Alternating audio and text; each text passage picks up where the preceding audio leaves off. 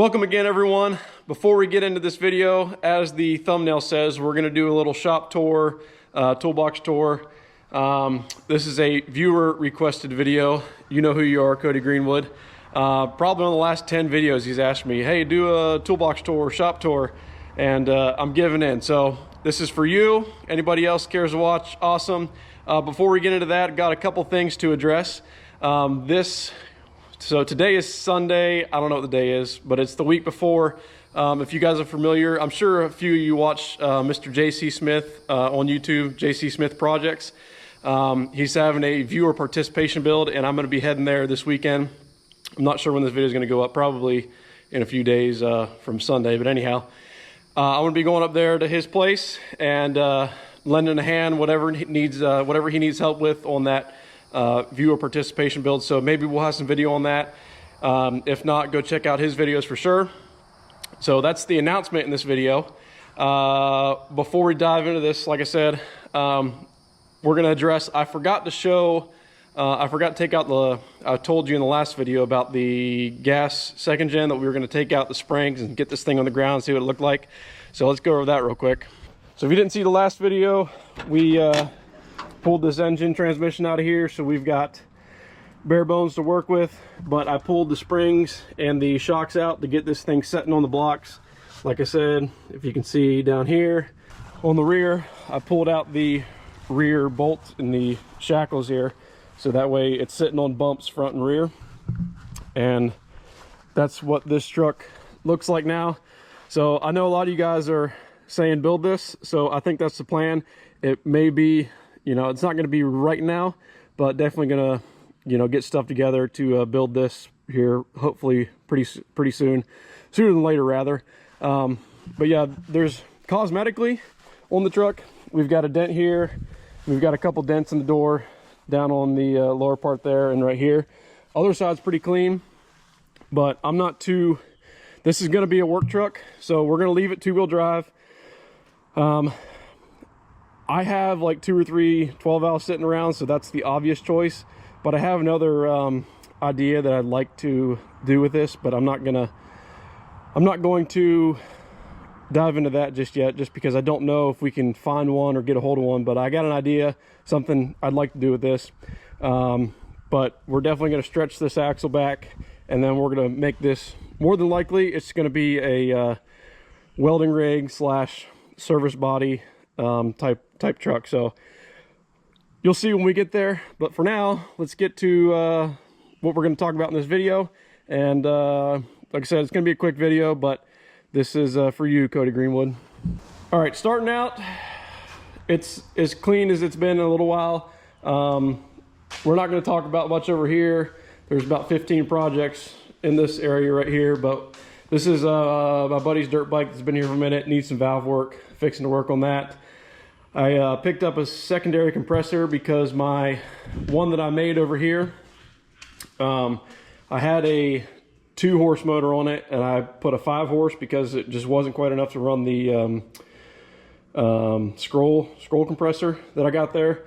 But now I'm having some issues with it. It's not wanting to build pressure past like 75, 80 psi, and I don't know if my motor's shot, or I don't really know what's going on with that, but I can't be without a compressor, so it's tied into the system. So right now this is feeding that, it's a 125 gallon tank. But parts washer, drill press, the drill press is one of the first things to go in this shop. This toolbox is not mine, that's my father-in-law's, and some miscellaneous stuff here. This here is just a mess. I use this for grinding drill bits and tungsten. And like I said, this is the motor that was on the air compressor over there, but it just wasn't quite enough, so I put the bigger one on it. Long story short, it's not working properly. But this gets cleaned up sometimes, and then this is the catch-all for randomness. There's just all kinds of different parts and pieces and bolts and stuff like that I've thrown over here. Not proud of that, but it is what it is. Yes welder, TIG welder. Got our best dark plasma cutter here. This table a lot of times doesn't get used as a fab table anymore. It's just junk that gets piled on it or the next project or two. Like I said, compressor, small little press, That's pretty much all over here. In this corner, bandsaw, plasma cutter, welder, TIG welder. Got my Milwaukee mag drill. It's sitting in front of that. There's really nothing important in there, but chargers up here, paint, hoses, spare stuff, you name it, all up there. Got my 12 by 36 lathe. I think that's what it says in there. I'm not really sure, but it's done me just fine. Got a Enco, what do you call this? What type this is? But anyhow, I don't do a lot of machining, but when I need it, it definitely comes in handy. And this toolbox here, again, when I get to working on something, everything just, all my organization, I like to be organized, but it all goes out the window and stuff just starts getting thrown left and right. So that's my own fault. But this here toolbox is dedicated to mostly this operation here. So in here, I don't really have any organization in here yet, but some bar stock and stuff like that for the lathe, end mills, because they didn't fit in the other drawer. This is for the lathe, tooling, caliper, so I think those are all empty, but some inserts, all drill bits, some collets for the milling machine. I'm having a hard time with words today. End mills, stuff like that, decals, random drawer, some random stuff, TIG stuff, and some more TIG stuff and randomness down there. Let's go through these cabinets over here. Again, there's really it's somewhat organized, but it's not like there's no rhyme or reason why some stuff's in here. But this is kind of the oil cabinet of stuff, oils, grease, shop rags, or oil absorbent rags, stuff like that, oil filters, the PS4 for watching stuff on the TV up here. In here is a lot of extra wiring. I can't get rid of anything, so anything I think might be worthwhile I throw in here for wiring. Some brake line stuff. This is a lot of air fittings and stuff like that up here. Again, some extra hand tools, miscellaneous stuff down there. Again, not too exciting. And then in this one, got a lot of paints, parts cleaner, some more electrical stuff here, painting stuff, some hand tools, electrical, and then some of the socket sets and hex bit sets down there. A little bit of everything. Again, no rhyme or reason, but this is, again, organized chaos. A lot of people have, you know, a junk drawer or two. I'm the opposite. I have about 3 or 4 nice drawers, and the rest of them are nice drawers. And then if you've been following the channel for a while, this toolbox, you know, let me back up a second. So when I built this shop, I basically built everything that was already on the slab that was already poured. I just built the building bigger. So if you remember way back, I just had these 6 columns, and then that back wall is the first thing I did. Put everything in here so I could work in here, and then I've just been slowly starting to close it in and stuff like that. But basically, the big toolbox was in the other shop from way back when, and then this was my main toolbox, and I used to use a lot of stuff in here, but now I don't use hardly any sockets out of here. So again, it's just a bunch of randomness in there. But I still use this.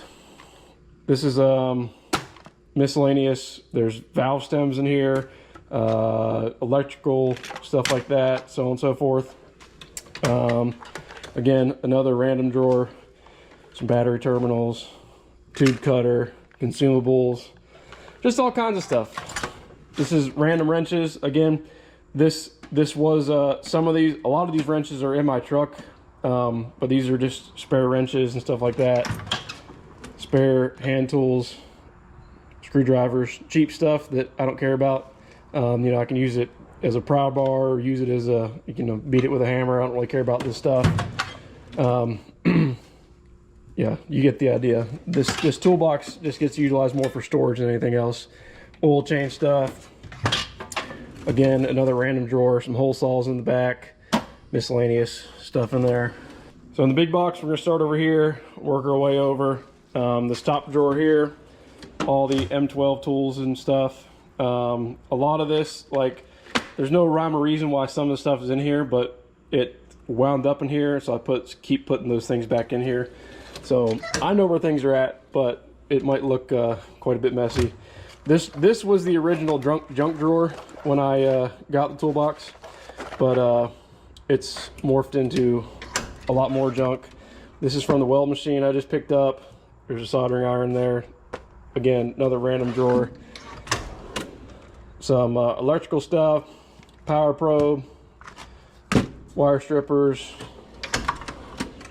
This here is got some Allens in here, some T-handles, some pry tools, pick tools, snap ring pliers. Those are definitely handy. Again, another like randomness drawer. I have just a bunch of random stuff everywhere, but all the tools in the big drawer, like they all came on this and they went in here. And then if you remember right, a long time ago, if you guys have been around that long, I did Toolbox Tour on this probably 6 years ago now. And I bought all Carlisle stuff, and for the most part, love it. I had a problem with like a little small ratchet one time, but for the most part, it's been awesome. But 1/4 inch drive set, another 1/4 drive set, because you're always working with a lot of different stuff, so I'd rather have more sockets than I know what to do with, and you know, it works out pretty well. This side's all metric, 1/4, 3/8, half. Bigger 1/2 inch stuff's over here, and then standard stuff. I lost my 9/16 somewhere, so I've been looking for that for a little while now, but standard stuff over here, some random axle sockets. This is a custom, I had a machine down for the pinion on my 2nd gen 94. All kinds of different ratchets, extensions. Again, this is probably one of the more organized drawers. If you guys don't have any carbide scrapers, these work awesome, and you know, it digs a little better than a razor blade will trying to peel stuff off, so those are definitely handy. This is again another somewhat organized drawer, 3/8 torque wrench, 1/4, 1/2 inch snap-on. I think one of the only snap-on tools I own. Some long hex bits, some Torx, AC/fuel line dealios there. Carlisle wrenches. This is my only complaint, but again, my shop isn't sealed up great from the elements, so like some of these stuff here are starting to get a little bit of corrosion on them, but overall can't complain there. Standards, some line wrenches, big crescents, specialty tools. This is for custom 15 millimeter for the 4th gen, 3rd, 4th, 5th gens, if you know what I mean.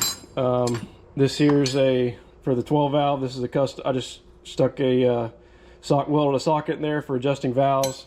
That goes with this to adjust valves on that. And I forget what I needed this for, but I had to straighten up the bend in it or something. Can't remember. Screwdrivers, flat, Phillips, small ones, some Torx that barely get used because I forget I have them a lot of times. Hope I'm getting all this in view. Channel locks, hose clamps. You know what these are for. You pinch off hoses. These here are awesome. Flex ratcheting wrenches in metric only, because most of the time I only work on metric stuff. Some pistol grip pliers. Don't know where this one went. It's been gone for a while. Haven't found it yet. This here is some bigger Milwaukee stuff. That torque wrench is actually in my truck. It stays in my truck for stuff. And I got some big open end wrenches down there. And I got 1 inch drive that I've used twice probably, 3/4 drive. air compressor. That's pretty much all the neat drawers. And then over here, again, a lot of randomness. You get the idea. This here should go in this drawer. A few air tools, some more hex drive sockets, fuses. Down here, bushings for the 4-link bars, or for making panhard bars, air hammer, some rivets. And then this is kind of like some more air stuff. This was in the other shop when we were doing air suspension builds, so there's a lot of airline and miscellaneous fittings in here, some flap disc and miscellaneous stuff. And then that pretty much does it up here. Some there's a lot of, I have a few manuals and stuff up there. Most of this is just, again, randomness that I put there when I need it. Some hand tools, not hand tools, but cordless stuff up here. I used to have all DeWalt stuffs, but I kept the lights, but everything else now is pretty much Milwaukee, so on and so forth. Vacuum pump up here. Again, a few miscellaneous stuff. And lastly over here, fridge, ice machine, sink. Just put that in not too long ago. Definitely a big help in terms of cleaning stuff up, or just cleaning up at the end of the day. This ice machine is working great. Only complaint is the pump back here that sends water up across the fins went out, but it was like $8. So, you know, it took me about 20 minutes to fix that. Other than that, still working great. So that's gonna do it for the junk tour. Hope you enjoyed. Again, this is for you, Cody. Hope you enjoyed this. Appreciate y'all watching. Like I said, we'll be in a few days, I'll be heading up to help out Mr. JC. So I'm gonna try to get some video of that. I don't know what's all gonna be going on. It might be pretty hectic and busy. I don't really know, but if we can, I will. Guess you'll have to wait and see. Tune into his channel. I'm sure he'll have videos up about it. And yeah, this shop gets used more than not, so that's why it stays dirty like it is. And again, thanks for watching. We'll see you all in the next one. Thanks, guys.